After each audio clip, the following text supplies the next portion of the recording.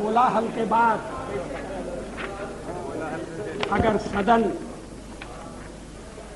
मुझे शांति से सुनने के लिए मन बना सके तो मैं बड़ा आभारी हूंगा।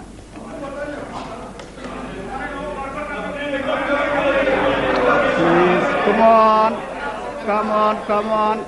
Yes. मेरे प्रस्ताव हुई चर्चा में जिन्होंने भाग लिया है, मैं उन सबको धन्यवाद देना चाहता हूं। ये सदन चर्चा के लिए है, जरूर शांतिपूर्ण चर्चा के लिए, संयमित चर्चा के लिए, तर्कपूर्ण चर्चा के लिए। कुछ मित्रों का प्रयत्न था कि कोई चर्चा न हो, तत्काल वोट ले लिया जाए और वो यहां से निकलते ही कुर्सी पर जाकर बैठ जाए। Like a child.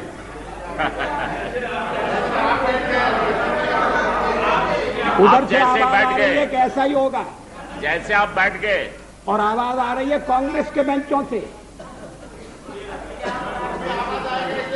हमारे और मित्र थोड़ा सा सावधान रहें। अध्यक्ष महोदय, पार्लियामेंट में मैंने 40 साल गुजारे। ऐसे क्षण बार बार आए। सरकारें बनी हैं, बदली हैं, नई सरकारों का गठन हुआ है। अभी बैचलर हो गया। लेकिन लोकतंत्र No, please don't make this kind of remarks. No, it's okay. लेकिन हर कठिन परिस्थिति में से भारत का लोकतंत्र बलशाली होकर निकला है और मुझे विश्वास है कि इस परीक्षा में से भी बलशाली होकर निकलेगा।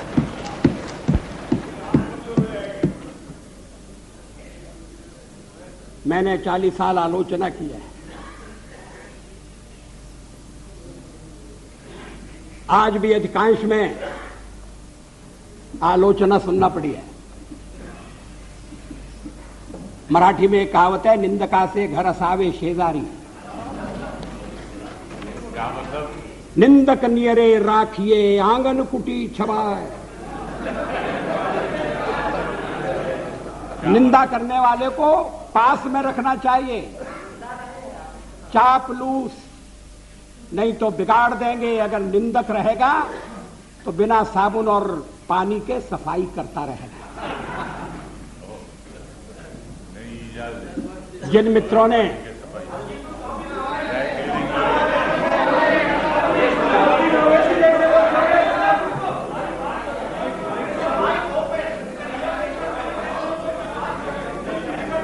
वो शिकायत कर रहे हैं, कौन क्या शिकायत?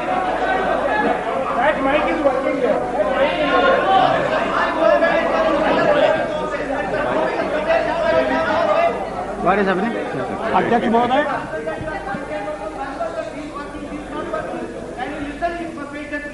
जिन्होंने प्रस्ताव का समर्थन किया है, It's okay, कोई उनको मैं विशेष रूप से धन्यवाद देना चाहता हूं। समता पार्टी के नेता श्री जॉर्ज फर्नांडिस, शिवसेना के नेता श्री सरपोतदार, अकाली दल के नेता बरनाला जी और हरियाणा पार्टी के जयप्रकाश जी, इन सब ने प्रस्ताव का समर्थन किया है। जिन्होंने आलोचना की है, मैं उनकी आलोचना का उत्तर दूंगा, मगर मैं विशेष रूप से श्री मरसोली मारान, थिरु मरसोली मारान, उनका उल्लेख करना चाहता हूं। I have a special word of gratitude for my dear friend, Shri Marasoli Maran. Maran, I stand corrected. Despite our differences on certain issues, He was generous enough to set the record straight on the issue of horse trading by stating categorically that we did not use suitcases to convert our minority into majority. He has in fact demolished the baseless and politically motivated allegation leveled by some members. I am also glad that Thirumaran has taken note of our resolve to restore the balance of resources in favor of states. We have always held the opinion that the center cannot be strong if the states are weak. Thirumaran is disturbed over our advocacy of one nation, one people, one culture. I am happy that he shares our perception of one nation. But I must say that he has got it all wrong on our interpretation of one people and one culture. I categorically state here that BJP does not stand for uniformity. We recognize the celebrated India's plural, multi-religious, multilingual and multi-ethnic character. This view is best reflected in a poem by one of India's greatest poets, Subramanya Bharati. The poem is entitled Entai, or My Mother. Bharati says, I would like to read in Tamil. Muppadu Kodi Muhyamuyal Uir Mohipuram Andra Deyal Ivar Chappumoji Padinet Deyal Anil Chindanai Andra Deyal.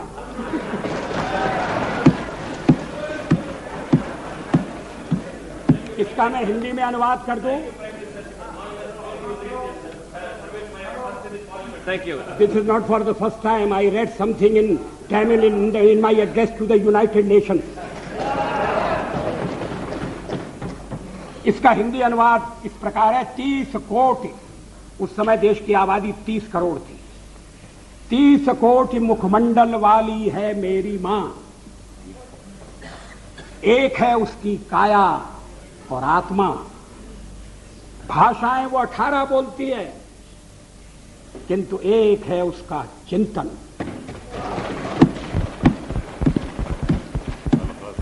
मित्रों, अध्यक्ष महोदय,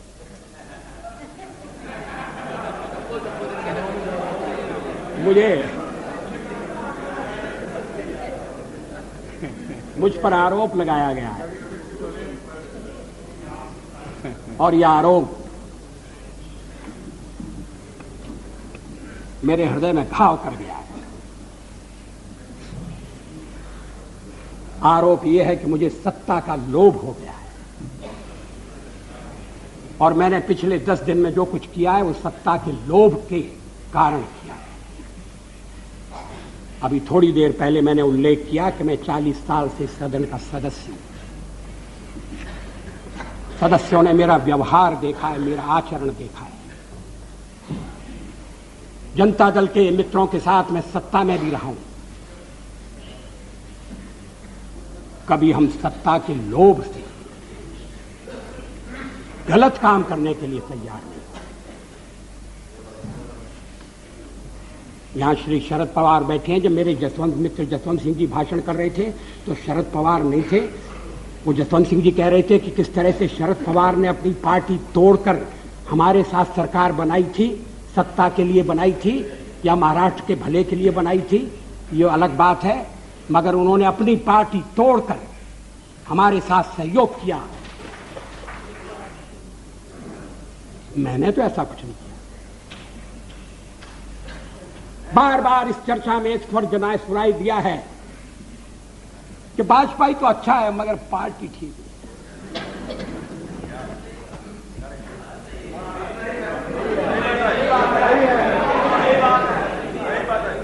अच्छा, तो अच्छे वाजपेयी का आप क्या करने का इरादा रखते हैं?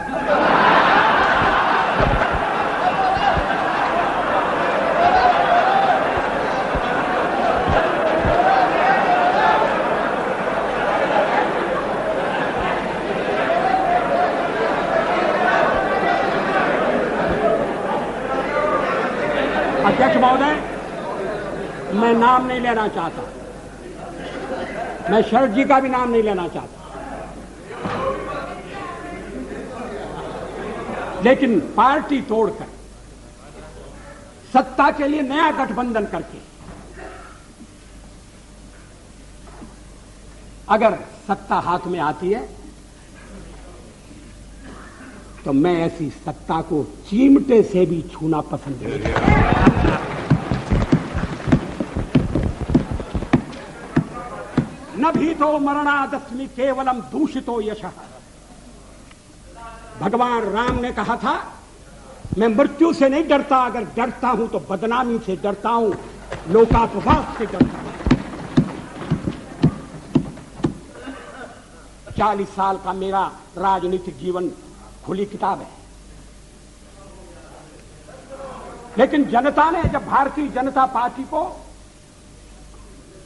सबसे बड़े दल के रूप में समर्थन दिया तो क्या जनता की अवज्ञा होनी चाहिए? जब राष्ट्रपति ने मुझे बुलाया और सरकार बनाने के लिए बुलाया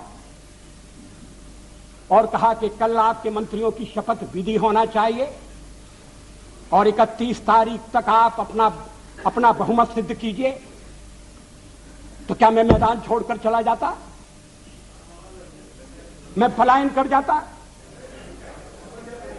जिस जनता का हमने विश्वास अर्जित किया है, और आप इकट्ठी भीड़ न करें। मैं अलग अलग पीछे, अब जब मैंने चर्चा आरंभ की थी तब इसका स्पष्टीकरण किया था। क्या यह तथ्य नहीं है कि हम सबसे बड़े दल के रूप में उभरे हैं? अब जो और तर्क दिए जा रहे हैं मैं उन पर आऊंगा। क्या मैं राष्ट्रपति महोदय से कहता कि नहीं, पहले मुझे जरा बात कर लेने दो,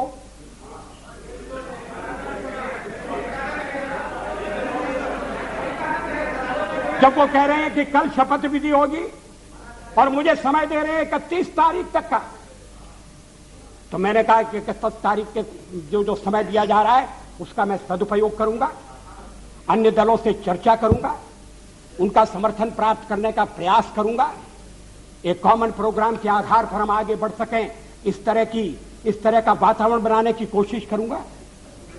इसमें क्या आपत्ति की बात है? इसमें कौन सा सत्ता का लोभ है? और फैसला केवल मेरा अकेला नहीं था, पार्टी का फैसला था। अध्यक्ष महोदय, आखिर जब एक बार 31 तारीख शक्ति परीक्षण के लिए तय हो गई, और शक्ति परीक्षण पार्लियामेंट में ही हो सकता है, राष्ट्रपति भवन में या राजभवन में हो, या तो इसका तो हमने कभी प्रतिपादन नहीं किया, तो सदन की बैठक बुलाना जरूरी था। सदन की बैठक में राष्ट्रपति का अभिभाषण जरूरी था। हम तो कोई और भी काम रख सकते थे, कम से कम राष्ट्रपति को उनके अभिभाषण के लिए धन्यवाद देने का काम तो रख ही सकते थे। लेकिन ऐसा आपने ऐसा नहीं होने दिया, और मैंने भी संदेह पैदा हो इसलिए इस बात पर जोर नहीं दिया। जल्दी से जल्दी पहला अवसर, और इसलिए 27 तारीख और 28 को आज फैसला होने जा रहा है। हम बल दे सकते थे कि नहीं, हमें 31 तक का समय दिया गया है, हम कुर्सी पर बैठे रहेंगे। अध्यक्ष महोदय, कमर के नीचे वार नहीं होना चाहिए, नियत पर शक नहीं होना चाहिए। मैंने ये खेल नहीं किया है, मैं आगे भी नहीं करूंगा। लोकतंत्र एक व्यवस्था है। अब कहा, अब गिनाया जा रहा है आपको कितने % वोट मिले। हमने जो वेस्टमिनिस्टर की पद्धति अपनाई है उसमें वोट नहीं गिने जाते हैं, प्रतिशत नहीं देखा जाता है, उसमें सीटें देखी जाती हैं। दोनों काम साथ नहीं हो सकते। यह कोई लिस्ट पद्धति वाला प्रोपोर्शनल रिप्रेजेंटेशन नहीं है। और मैं इस पद्धति के दोषों को पहले से इंगित करता रहा हूं। कभी कभी ऐसा हो सकता है कि जिस दल को देश में बहुमत न हो वो दल अधिक सीटें लेने में सफल हो जाए। कभी कभी ऐसा भी हो सकता है कि वोट ज्यादा हो और सीटें कम हो। 1% वोट के अंतर से केरल में संयुक्त सरकार बनी, एक सरकार हट गई। 1% वोट का फर्क था। अब ये जो सीटों का अंतर है इसको मानकर चलना पड़ेगा। अब इस समय आप कहें आपके वोट कितने, तो फिर मैं गिनाता हूं आपके अलग अलग वोट कितने, और वो गिनती आपके लिए घाटे की गिनती होगी। लेकिन आप कह रहे हैं कि नहीं हम तो इकट्ठे हो रहे हैं। किस लिए इकट्ठे हो रहे हैं? क्या देश में स्थिर सरकार देने के लिए इकट्ठे हो रहे हैं? जवाबदेह सरकार देने के लिए इकट्ठे हो रहे हैं? मैं फिर उसको दोहराना नहीं चाहता। आपका अभी तक कार्यक्रम नहीं बना है।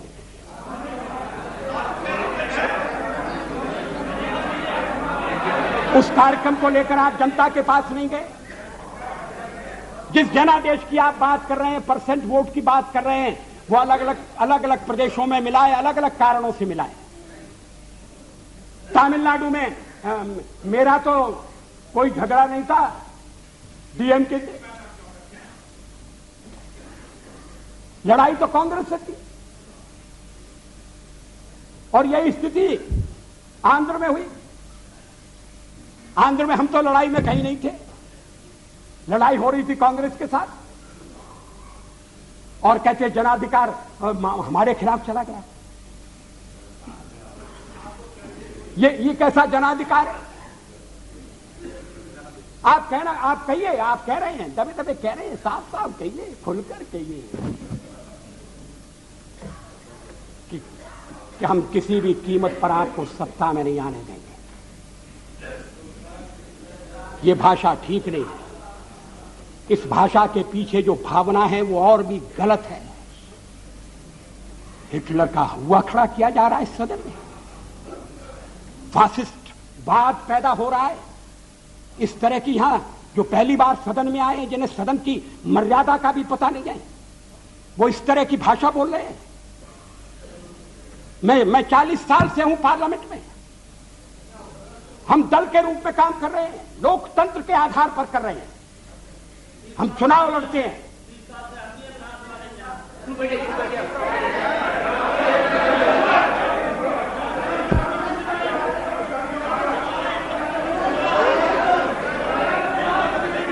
प्लीज अध्यक्ष महोदय, please have patience to listen. गठबंधन बनाकर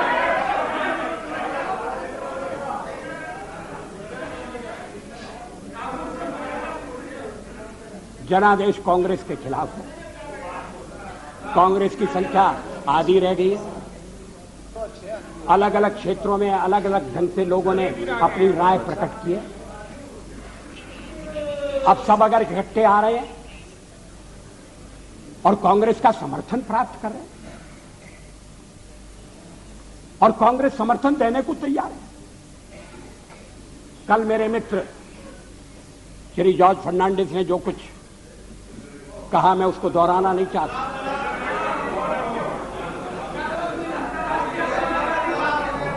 अगर आप चाहें तो फैसला कर सकते हैं कि भाई हमने एक दूसरे को गाली दी होगी, मगर चलो छोड़ो, आज तो सबको मिलकर बीजेपी को गाली देना है। अगर ये सामूहिक निर्णय है, मुझे कुछ कहना नहीं है, लेकिन इस तरह का निर्णय नकारात्मक होगा, इस तरह का निर्णय प्रतिक्रियात्मक होगा, इस तरह का निर्णय केवल हमें आने से रोकने के लिए होगा, और ये लोकतंत्र को स्वस्थ बनाने वाली परंपरा नहीं डालेगा। ये आज मैं आपको चेतावनी देना चाहता हूं। हम तो प्रतिपक्ष में बैठने के लिए तैयार हैं। अध्यक्ष महोदय, जब मैं राजनीति में आया, मैंने कभी सोचा भी नहीं था कि मैं एमपी बनूंगा। मैं पत्रकार था, और ये राजनीति, जिस तरह की राजनीति चल रही है, मुझे रास नहीं आती।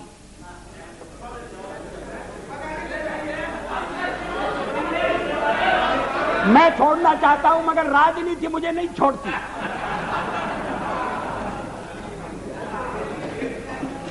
विरोधी दल का नेता हुआ, आज प्रधानमंत्री हूं, थोड़ी देर बाद नहीं रहूंगा।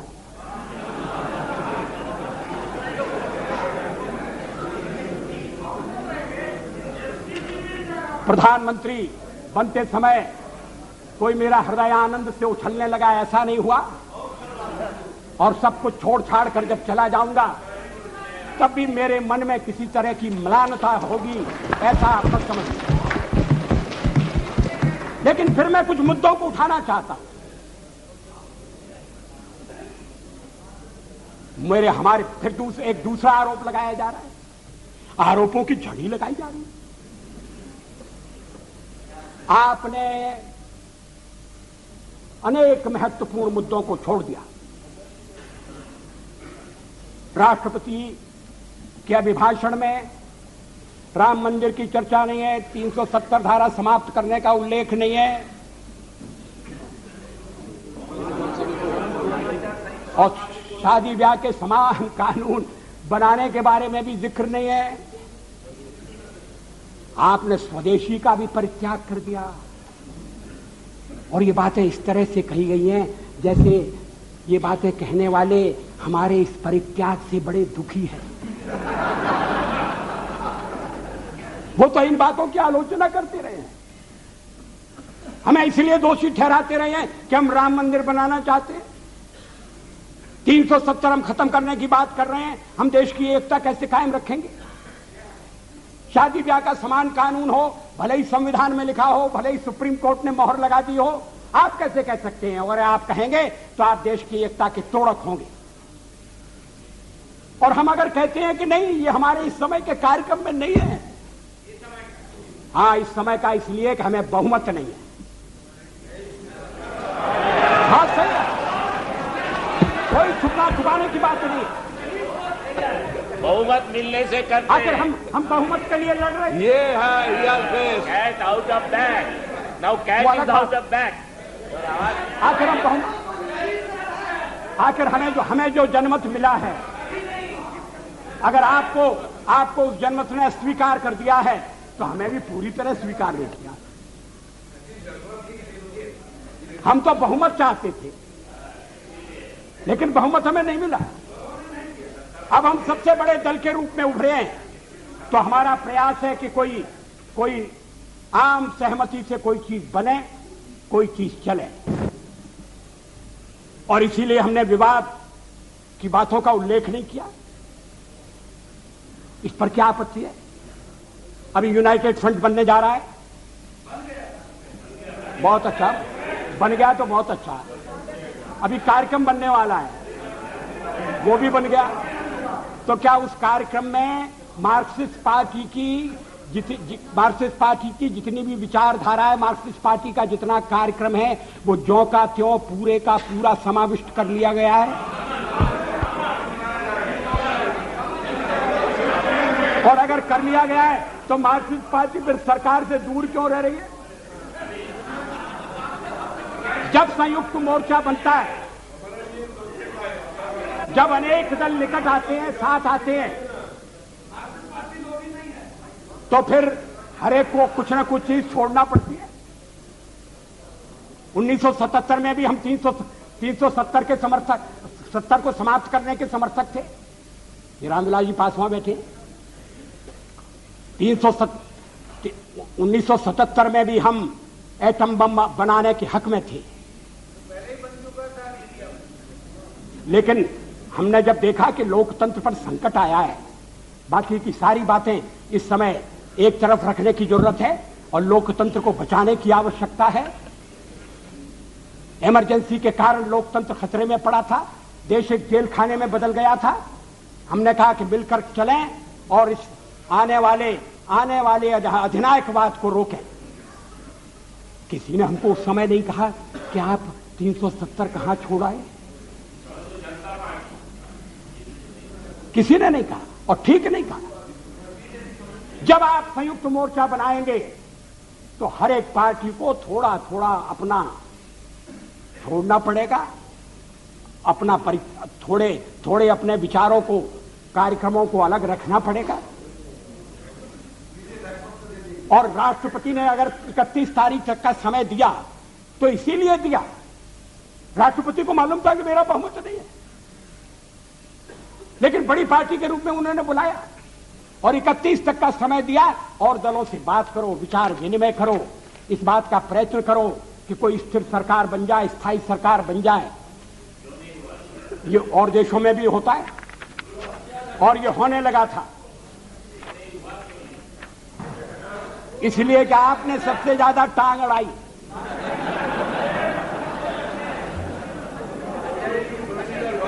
Totally isolated in the country. Why don't you consider that? We are not isolated. Yes, you are. Totally isolated. हमारे समर्थन में इस समय ये बात ठीक है, हमारे साथ कोई नहीं है। और फिर जब हम कहें कि हमारे साथ अकाली दल है जो अभी चुनाव जीत कर आया है, He is not pro BJP, he is anti Congress. That is why he is. you are pro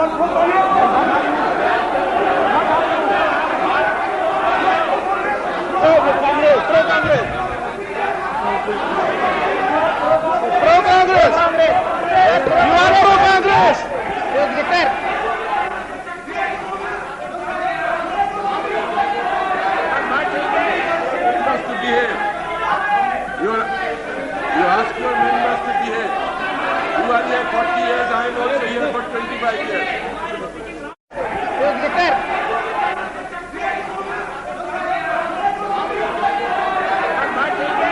Members to behave. You ask your members to behave. You are here 40 years, I am also here for 25 years. I am also entitled to respect. What the Honorable Prime Minister is saying all the time, as if it was our solemn obligation to keep him in power. That is what we have been trying to find out from yesterday. If the majority of the members are not supporting you, is it the fault of the members? Other members who are not supporting you? I have got my own perception. I have got my own policies and programs. He is all the time accusing others as if we are entering into some combination. Does that justify him to remain in power without having the majority? Is this the way you are?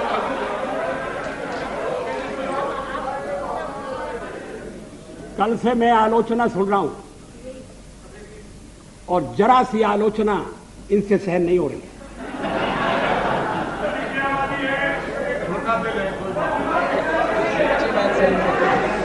अगर मतदाता ने किसी एक दल को स्पष्ट बहुमत नहीं दिया तो क्या मेरा दोष है? और हमें सबसे बड़ी पार्टी के रूप में काम करने का अवसर दिया क्योंकि लोग परिवर्तन चाहते थे, यह भी हमारा दोष है। मेजॉरिटी। Acharya please. अध्यक्ष महोदय, मैं पश्चिम बंगाल की बात नहीं कर रहा हूं। मैंने कल उसका उल्लेख किया था, किस तरह से सीटें घटी हैं, किस तरह से वोट घटे, वो बात अलग है। Come back to power with 2/3 majority. Don't forget. For the fifth मगर time. कम हुआ। For the fifth time. I think it's It's a okay. world record. Mr. Chatterjee, please let the Prime Minister speak. अध्यक्ष महोदय, ये बात मेरी समझ में नहीं आती। अरे आप साफ हो जाओगे भाई। Please. कि जो दल अलग अलग चुनाव लड़े थे, About the point. जो दल अलग अलग चुनाव लड़े थे, एक दूसरे के विरुद्ध चुनाव लड़े थे, वो अब साथ आने के बाद ये कह रहे हैं कि मैंडेट मिला है बीजेपी के खिलाफ, नहीं लड़ी और उसके लिए 82% लोगों ने वोट दिया है। ये विचित्र तर्क दिया जा रहा है। आप यूनाइट कर चुके हैं, ये बहुत अच्छी बात है, हमारे सामने नहीं। आए बस तो आपको मांगता है करा करता था। दो दफा जीत का दो पार्लियामेंट से जीत का Mr. Prime Minister, to ill or not to ill? मैं आज Bajpayee. Dada, they don't listen to you. What is that Why you I'm want? trying to help them, they don't listen. What do you want? What do you want? You want that till 31st. What is that you propose? आप तो आ जाओ. अंत में वो भी आ जाएगा. Have some patience. Let the Prime Minister continue. Please continue. मगर इतनी चर्चा चली, पहले तो आप चर्चा ही नहीं चाहते थे, और चर्चा चली तो सदस्यों ने रुचि ली और अच्छी बहस हुई, और निर्णय का वक्त आ जाएगा, आ गया. अभी भी आपको परेशानी हो रही है इतनी जल्दी सत्ता में जाने की. मुझे वो दिन याद है जब जनता पार्टी को तोड़कर आप चौधरी चरण सिंह जी को साउथ ब्लॉक ले गए थे और उनकी कुर्सी के पीछे खड़े होकर आपने फोटो खिंचवाया.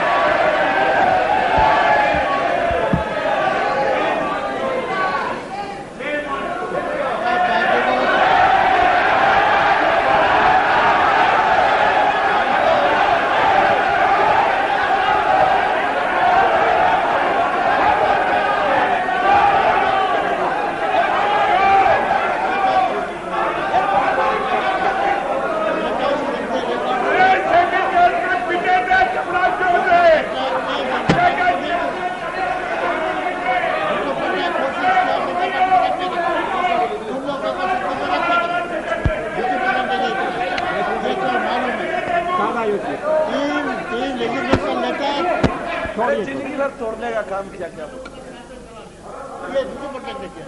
मैंने तो अध्यक्ष महोदय, मैंने चढ़ दिया. अरे mister Patnaik, How can you say that? Mr. Patnaik, Prime Minister बोल रहे हैं. Mr. Patnaik, please sit down. Please sit down. Let the Prime Minister continue, please. अध्यक्ष महोदय, मुझे अपना बहुमत बनाने के लिए जो समय मिला था मैंने उसका उपयोग किया. मैंने अनेक दलों से अलग अलग बातें की. कुछ दल हमारे साथ आए हैं, कुछ दलों ने अपनी कठिनाई प्रकट की है. कुछ दलों का कहना है कि आपके साथ आने में हमें एक ही आपत्ति है कि हमारे कुछ वोट जाने का खतरा है. भारतीय जनता पार्टी के सहयोग के कारण अगर वोट जाते हैं, मैं समझ सकता हूं कि तो हर राजनीतिक दल को वोटों की चिंता करनी है, मगर ये वोटों का खेल किस सीमा तक जाएगा, किस हद तक जाएगा? क्या इसके सामने देश हितों की उपेक्षा कर दी जाएगी? हम माइनॉरिटीज की बात करते हैं कि उन्हें पूरा संरक्षण मिलना चाहिए, बराबर का अवसर मिलना चाहिए, अधिकार होना चाहिए, तो हमें कहा जाता है कि हम जो कुछ कहते हैं उस पर आचरण नहीं करते. आखिर सदन में बातचीत हो सकती है, चर्चा हो सकती है. जिन प्रदेशों में हमारी सरकारें मिली है बनी है, वहां आचरण हो सकता है. और आप हमें केंद्र में समय देकर देखो और हम सारी बातें अमल में लाकर दिखा देंगे. मगर ये मेरी समझ में नहीं आया कि जो सबसे बड़ी माइनॉरिटी है उसकी तो चिंता है, मगर जो 2% है, अभी बरनाला जी का दर्द आपने सुना, उसकी पीड़ा नहीं. अध्यक्ष महोदय, मुझे वो दिन याद है दिल्ली में दंगों के बाद और सिख भाइयों के कत्लेआम के बाद मेरा भाजपा का एक कार्यकर्ता मुझसे रात के अंधेरे में मिलने के लिए आया. मैं उसको पहचान नहीं सका.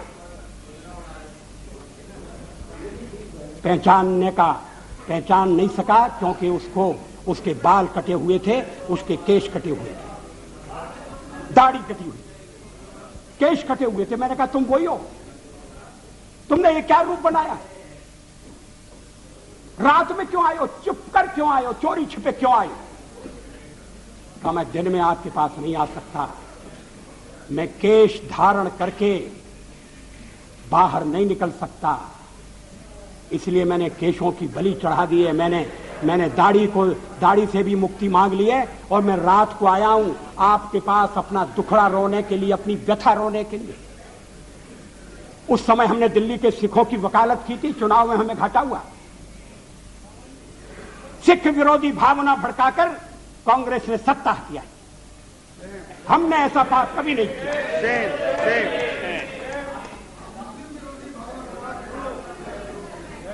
दोनों गलत है, मगर आप सिखों पर हुए अत्याचार की निंदा नहीं करते, नहीं करते। बिल्कुल करते हैं, नहीं 10 साल बहुत बार किए हैं, हाउस में किए हैं, कितने बार किए हैं। पार्लियामेंट में कब किया, हाउस में कभी सारे अपराधी पकड़े नहीं गए। Number of times we raise this issue,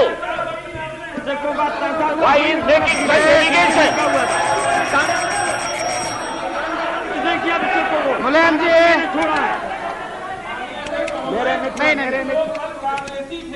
वही आज भाजपा ही बन करके Please. और इन्होंने सिखों को लखनऊ में लूटा। और वही एमपी में बना रहे, हम नाम बता। Please sit down please sit down. चलो, मेरे मित्र श्री मुलायम सिंह जी इस मामले में न बोले तो ज्यादा अच्छा होगा। उनके शासनकाल में, प्लीज सिट डाउन। उनके शासन में जिस तरह से उत्तरांचल की मांग करने वाली महिलाओं के साथ जो दिल्ली प्रदर्शन के लिए आना चाहती थी, बलात्कार हुआ जो कोर्ट ने जिसकी पुष्टि कर दी है, उसके बाद मुलायम सिंह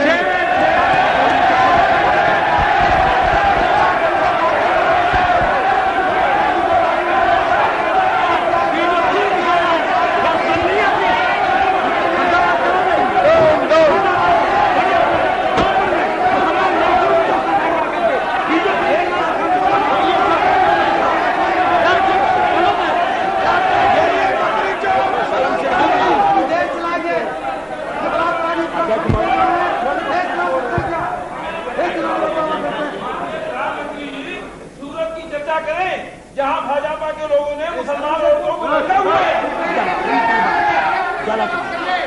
महिलाओं के साथ अध्यक्ष महोदय Please sit down.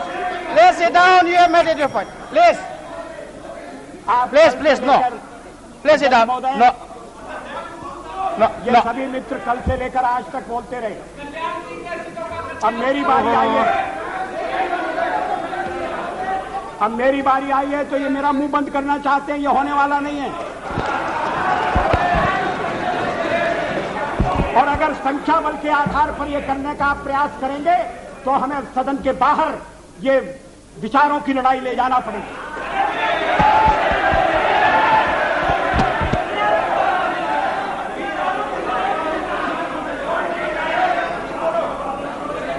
अध्यक्ष महोदय,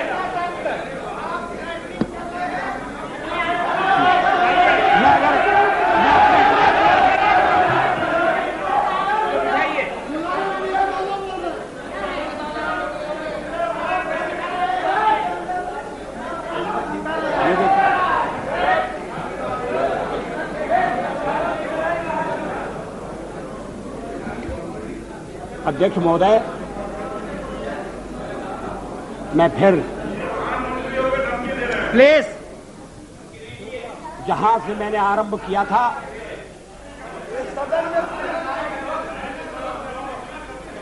वहां अपने भाषण को ले जाना चाहता हूं। देश में ध्रुवीकरण नहीं होना चाहिए, न सांप्रदायिक आधार पर, न जातीय आधार पर, न राजनीति ऐसे दो खेमों में बंटनी चाहिए कि जिनमें संवाद न हो, जिनमें चर्चा न हो।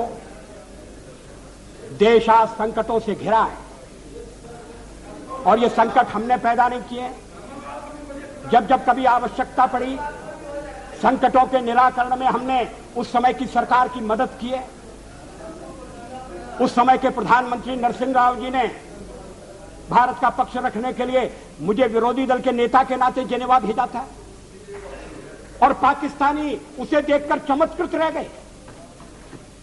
उन्होंने कहा कि ये कहां से आए हैं, क्योंकि उनके यहां विरोधी दल का नेता ऐसे राष्ट्रीय कार्य में भी सहयोग देने के लिए तैयार नहीं होता, वो हर जगह अपने सरकार को गिराने के काम में लगा रहता है।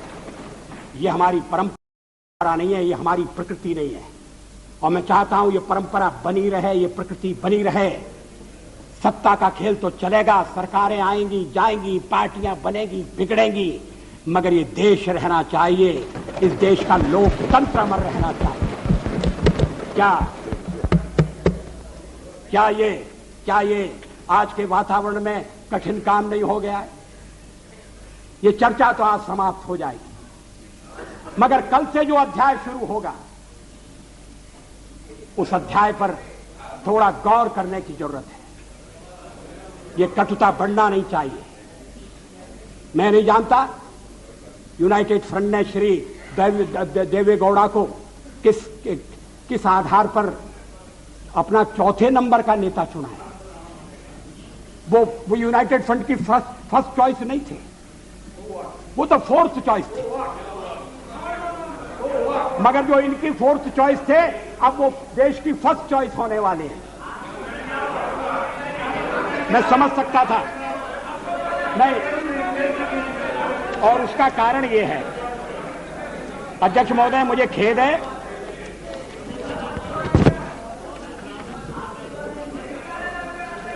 मुझे खेद है कि इस चर्चा में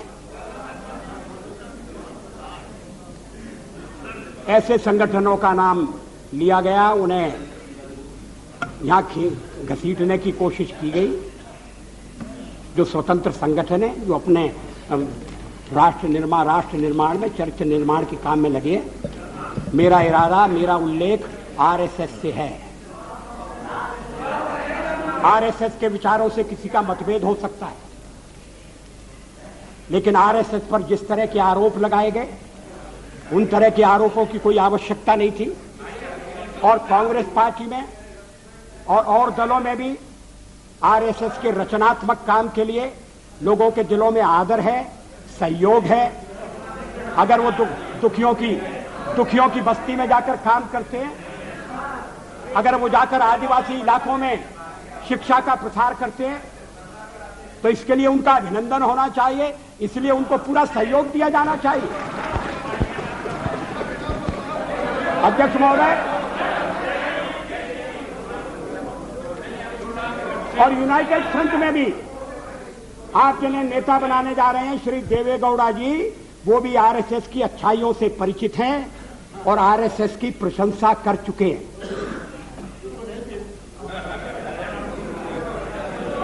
अभी आरएसएस की 20th एनिवर्सरी हुई थी। आरएसएस की ओर से संगठन के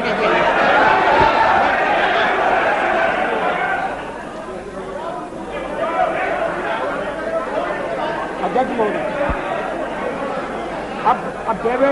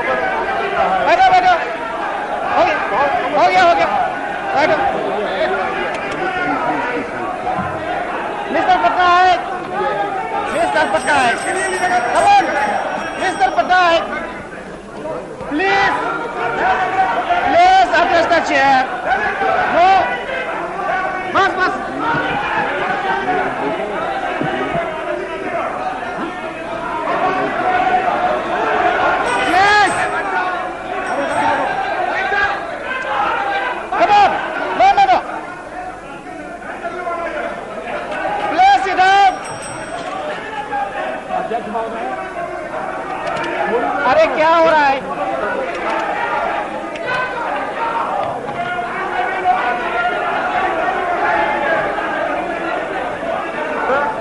कल मंत्रिमंडल बन जाएगा, आज खड़े होते हैं साथ में।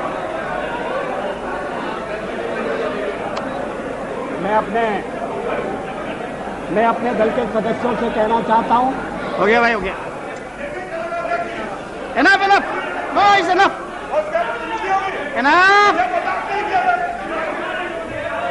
एक और था जिसमें हमारे दलित कितने थे, ये है ये नहीं है। टोटल SC 77, बीजेपी उतने। अध्यक्ष महोदय,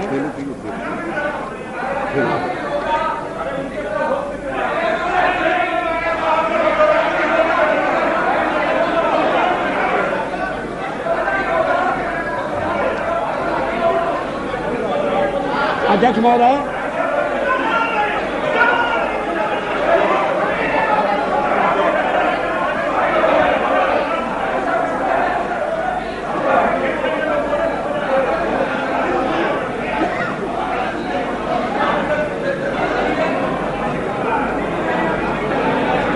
अध्यक्ष महोदय, Order, please. मेरे मित्रों को समझना चाहिए कि मैं भी निर्वाचित होकर आया हूं। उन्हें यह भी समझना चाहिए कि मैं सबसे बड़ी पार्टी के नेता के नाते राष्ट्रपति महोदय द्वारा प्रधानमंत्री नियुक्त हुआ हूं। प्रधानमंत्री के निर्देश के कारण और निर्देश के आधार पर मैं विश्वास मत लेकर आया हूं। राष्ट्रपति, अब अगर चर्चा होती है और उसमें बिजू पटनायक जैसा वरिष्ठ नेता मुझे टोकता है। Please, Mr. Patnaik, you don't have to react for everything. Mr. Patnaik, you are the senior most, one of the senior most leaders of the country. Please, you don't have to react for everything. अध्यक्ष महोदय, मैं इस बात का उल्लेख कर रहा था कि इस देश में जो देशभक्त हैं, विवेकवान हैं और जो अंतःकरण से भारत का भला चाहते हैं, वो आरएसएस के संपर्क में आए हैं। वो जानते हैं कि संगठन देश हित की सेवा के लिए समर्पित है। और और मैं इसका ताजा उदाहरण देता हूं।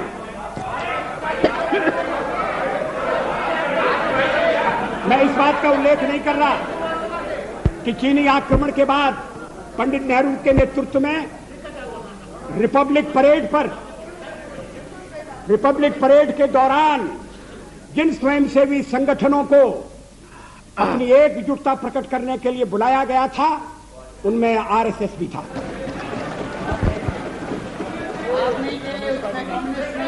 स्वर्गीय, उसमें कम्युनिस्ट नहीं थे। कम्युनिस्ट तो क्या भूमिका अदा कर रहे थे मैं कहना नहीं चाहता।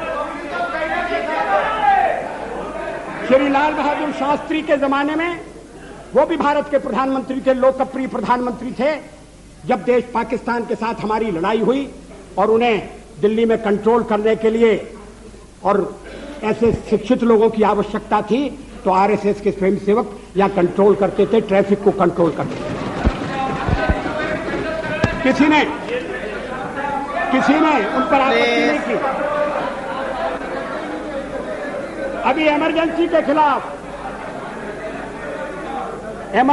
खिलाफ अभी बेंगलोर में एक सम्मेलन हुआ था और जिसको संज्ञा दी गई थी सेकंड फ्रीडम स्ट्रगल की, और उसमें श्री देवेगौड़ा उपस्थित थे। उन्होंने जो भाषण दिया उसका अंश मेरे पास है।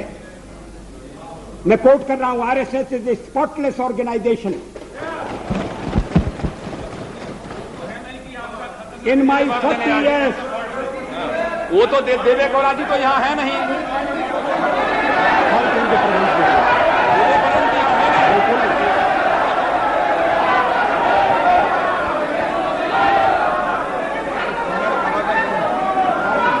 Speaker sir, allow the Prime Minister to speak. जज महोदय क्या हो रहा है, क्या कर रहे हैं? ये तो पढ़ा जाए। Allow the Prime Minister to put forth the facts.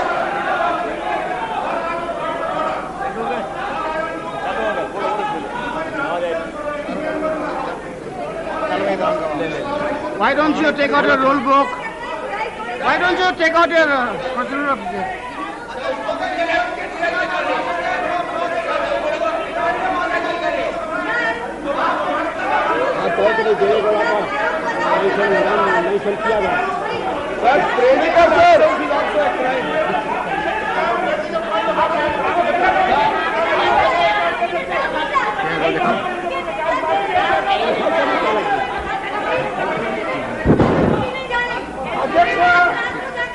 अध्यक्ष महोदय, क्या वो किसी किताब से उल्लेख दे रहे हैं या किसी हाउस का आप प्रोसीडिंग है? about taking name of somebody. What is the rule about taking name of somebody?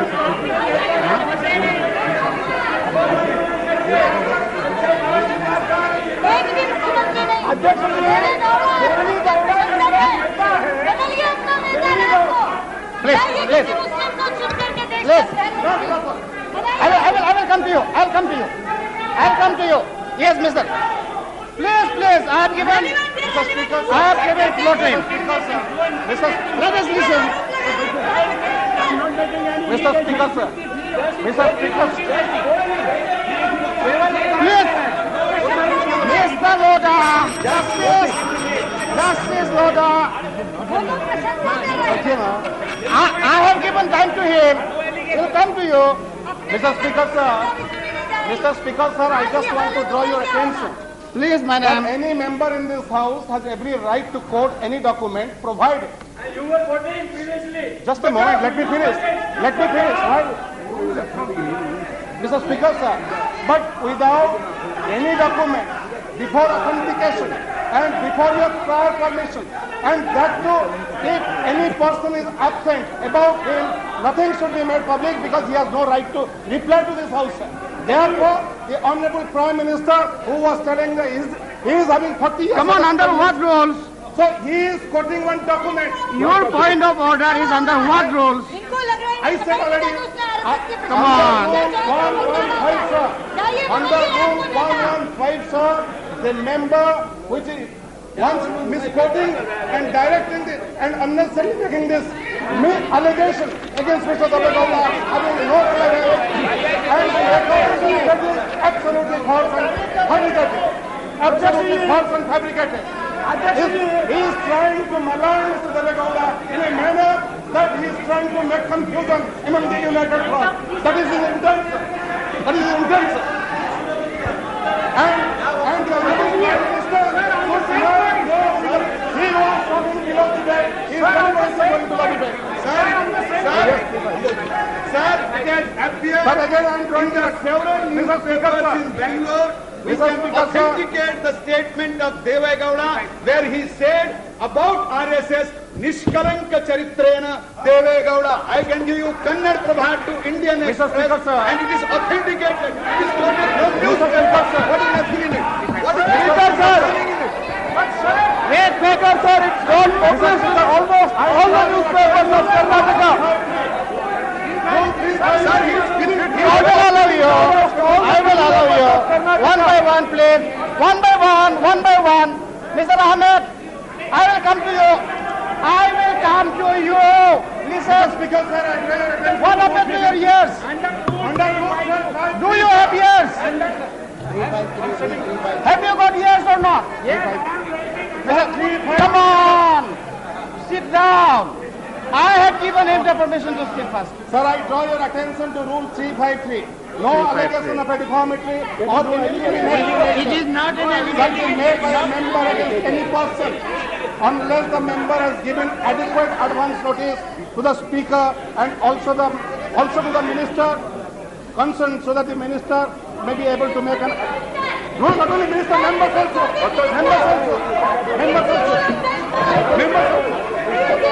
Wrongly quoting the rules. Members also. Therefore, sir, I just can any member. It is only with the minister. Chair can assist us also If you in this want to matter. allege anything Chair against can the assist minister, also. then a Can file any notice is member? required to be given to the speaker. Irrelevant rules Yes, exactly. Rule पढ़ते नहीं है, एक rule 3-5-3 पढ़ा है। अरे rule पढ़िए ना, उसको उठा के आप हर पढ़ा एक लेंगे। को पढ़ा है। ठीक है, आप पढ़िए ना। हमने पढ़ मैं लिया। आ रहा हूँ, ठीक है, हमको जवाब नहीं आप आता। पढ़ लीजिए, ठीक है। पढ़ने की जरूरत Order on the statement. लीजिए। Prime Minister is telling. Yes, Mr. Minister, almost all the newspapers of Karnataka. पढ़ लिया। Honorable Speaker. जवाब नहीं आता, बोलो एक एक शब्द बोलती हूँ। लीजिए। Sir, again, sir. मेरा He पढ़िए wants नहीं to था। categorically say, इसकी प्रशंसा करते हैं। reference, a member while speaking shall not, a member while speaking shall not, refer to any matter, the judicial decision is pending, make personal reference by your, implement the motive.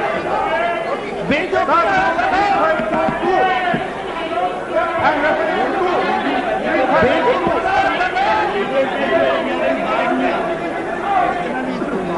Rule 352.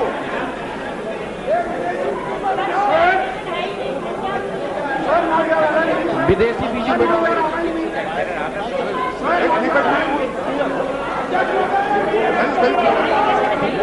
Yes. Have you finished? Mr. Jena, have you finished?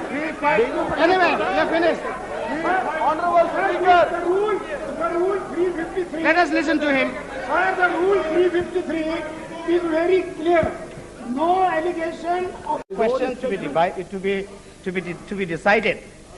You know, I think it will be. I don't like to give a final ruling on that. If the Prime Minister can avoid it at the moment. Yes. I'm sorry. Sir, will you allow me to? Yeah, Prime Minister. अध्यक्ष महोदय, मैं बेंगलोर में आयोजित एक समारोह का उल्लेख कर रहा हूं, जिस समारोह में अन्य लोगों के अलावा श्री देवेगौड़ा उपस्थित थे। वो इमरजेंसी के खिलाफ आयोजित समारोह था। वो उस समारोह की तारीख है 26 जून 1995। अगर श्री देवेगौड़ा का बयान गलत होता, अगर जो अखबार में छपाए और क्या सब अखबारों में गलत बयान छपता? आप सुनिए। No, please. अध्यक्ष महोदय, इस बयान का कोई खंडन नहीं आया। श्री देवेगौड़ा अगर इस बयान को गलत समझते, अगर ये मिस रिपोर्ट हुआ है तो खंडन भेज सकते थे, क्लैरिफिकेशन भेज सकते थे। ऐसा तो उन्होंने नहीं किया। अब अध्यक्ष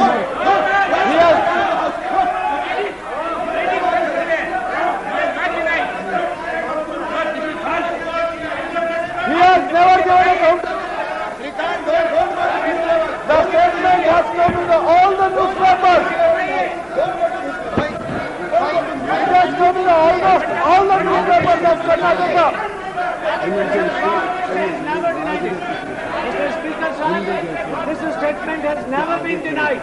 It has never been contradicted. It stands as it is. We have never seen any contradiction. Show me the contradiction. We don't have any public contradiction. Yeah, we have the statement. अध्यक्ष महोदय, how can you prevent Yes, absolutely. You are misleading now. Joshi, Mr. Prime Minister, now the honorable member, Mrs. Jena, is now on record. Please.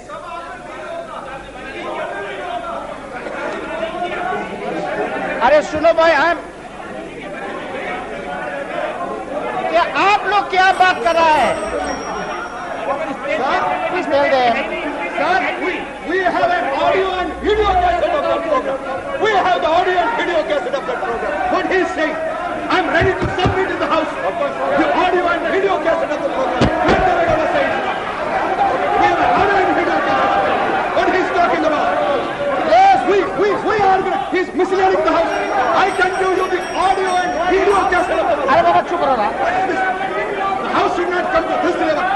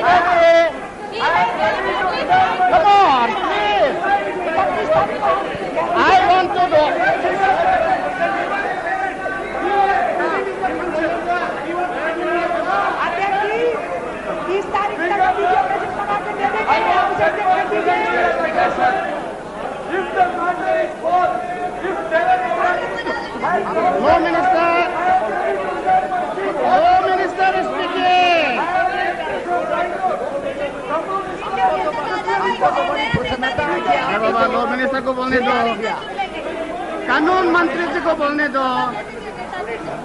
Are you finished?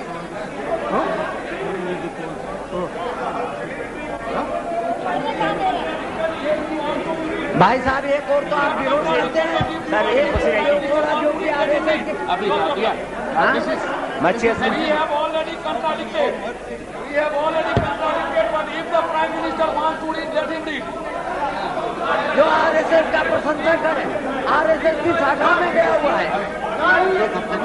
Come on. Okay. All right. If the Prime Minister, if the Prime Minister is willing to authenticate the document, go ahead. Mr. Speaker, apart from authenticating the document, we have present to us present at this meeting. I submit only one thing. Prime Minister is agreed. I submit only one thing for your consideration. Yeah. It is not a small thing that has been said, sir, that the Prime Minister authenticated the document. Please reflect on what you have said. No, a member who quotes a Yes, particular sir, because sentence. you, sir, I do not wish to argue. No. You said, you first denied Okay, the right to... I modify my And then statement. Then Whether the these honourable members member, say that you can quote it, Okay. you go to this. I modify my statement. The honourable member who is quoting, if he is willing to authenticate, it can be quoted. Mr. Speaker, sir, No, Mr. Speaker, may I say this? no, Now let us put an end to this controversy. no. Will you kindly hear me for 2 minutes? Mr. Speaker, I insist that you hear us.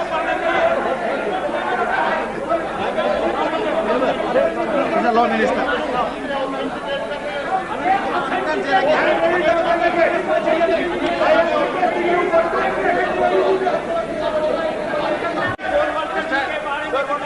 I have allowed the Prime Minister to quote it. Yes. He can quote. And he is doing it as a right, not by grace of anyone. He is reading this document as a matter of right, not as a matter of grace from anybody. I have allowed you, sir, to quote.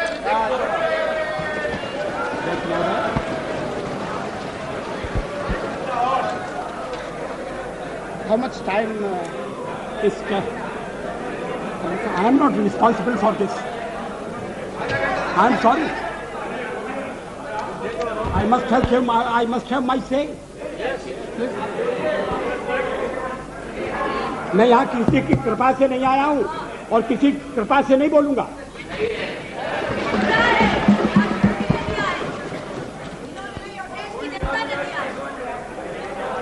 इस चर्चा में RSS का नाम मैंने नहीं लिया। इस चर्चा में आरएसएस का नाम कॉमरेड इंद्रजीत गुप्ता ने लिया। उन्होंने आरएसएस के साथ हमारे संबंधों का भी निरूपण किया। अब आरएसएस के बारे में क्या राय है, और अगर श्री देवेगौड़ा जैसे व्यक्ति की राय है तो ये अभी तक क्या हुआ था?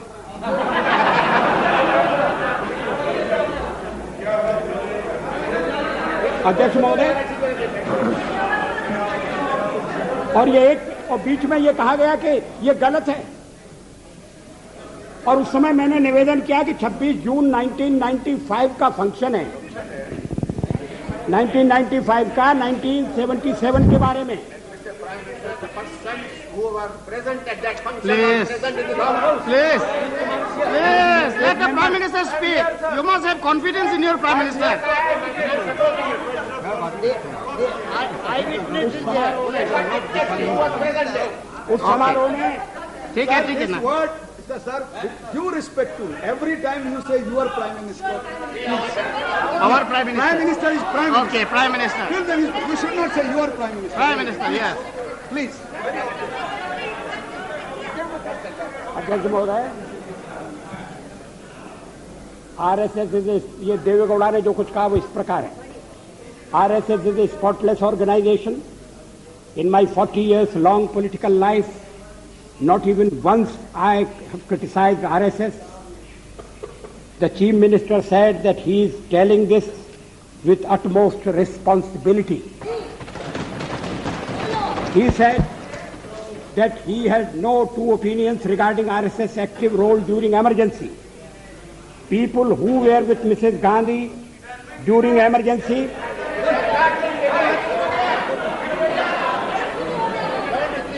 who praised her,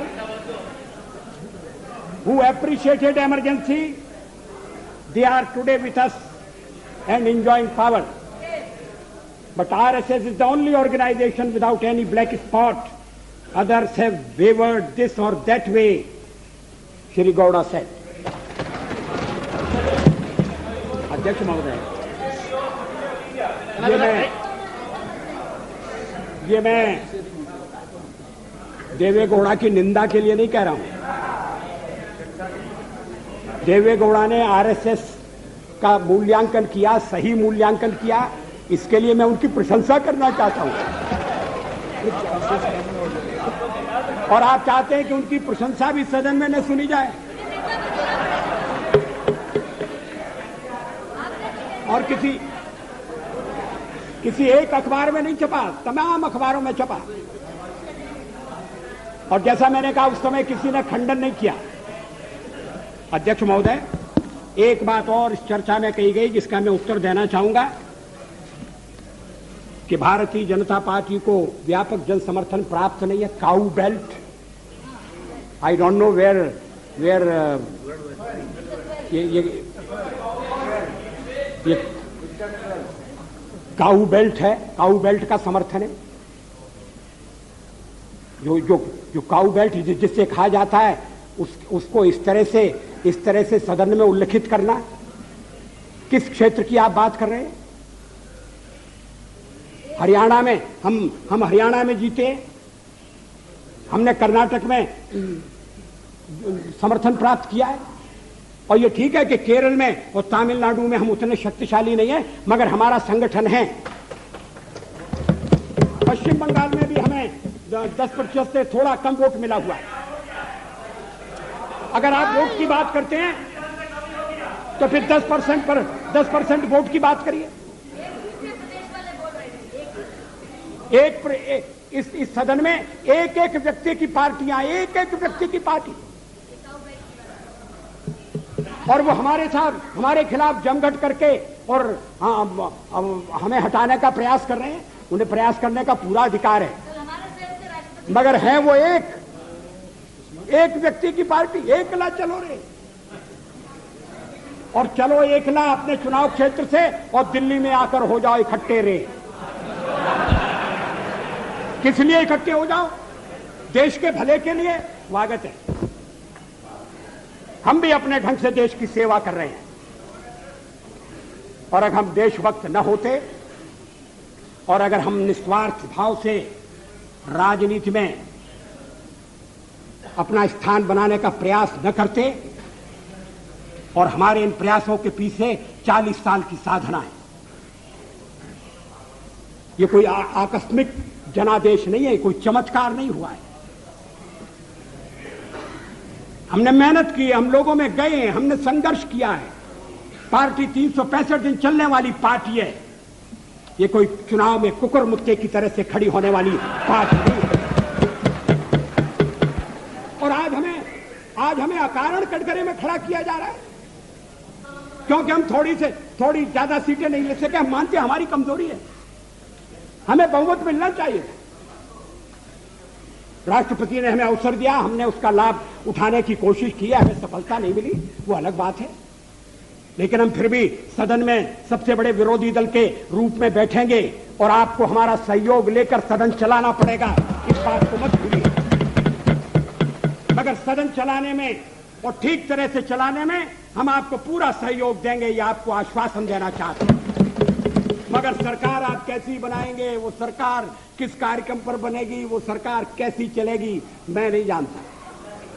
लेकिन जहां तक दलितों का सवाल है, शेड्यूल कास्ट के टोटल मेंबर्स हैं 77 और उनमें से 29 मेंबर्स बीजेपी के चुने गए।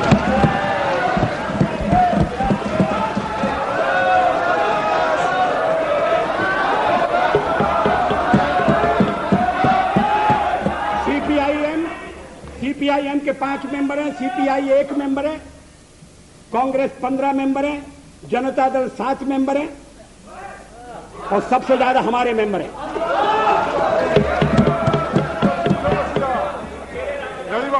और एसटीसी में भी, शेड्यूल ट्राइब में भी total number of seat is 41, BJP 11।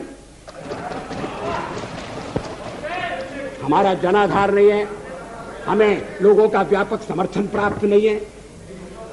अगर आप हमें छोड़कर सत्ता बनाना चाहते हैं और आप समझते हैं कि वो सरकार टिकाऊ होगी, मुझे तो उसके टिकने के लक्षण नहीं दिखाई देते।